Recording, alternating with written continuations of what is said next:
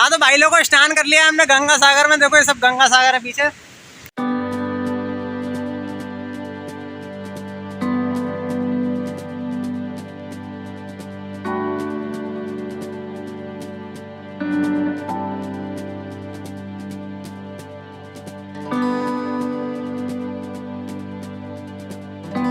और अब कपिल मुनि जी के आश्रम में मतलब मंदिर में दर्शन करने जा रहे हैं। और उसके बाद यहाँ वेज रेस्टोरेंट अपने को, मेरे को मारवाड़ी वगैरह लग रहे हैं ठीक से। तो अगर बिना प्याज और लहसुन का खाना मिलेगा तो ज़रूर खाएंगे, वरना जय माता की, जय हो गंगा सागर।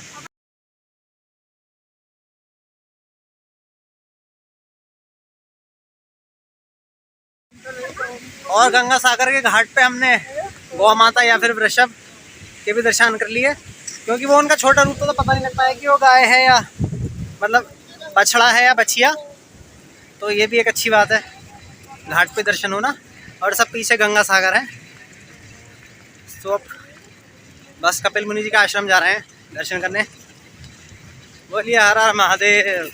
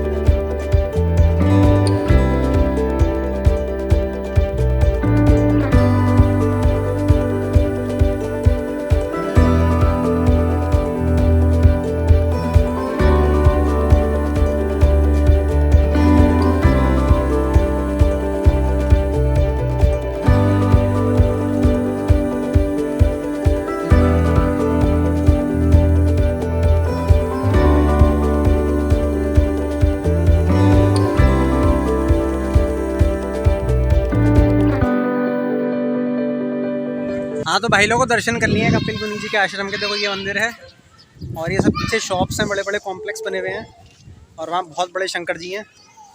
मैंने वीडियो ली है तो देखना। और ये होली कपिल मुनि सरोवर है, तो सरोवर में जाके आचमन करते हैं। अभी जा रहा हूँ।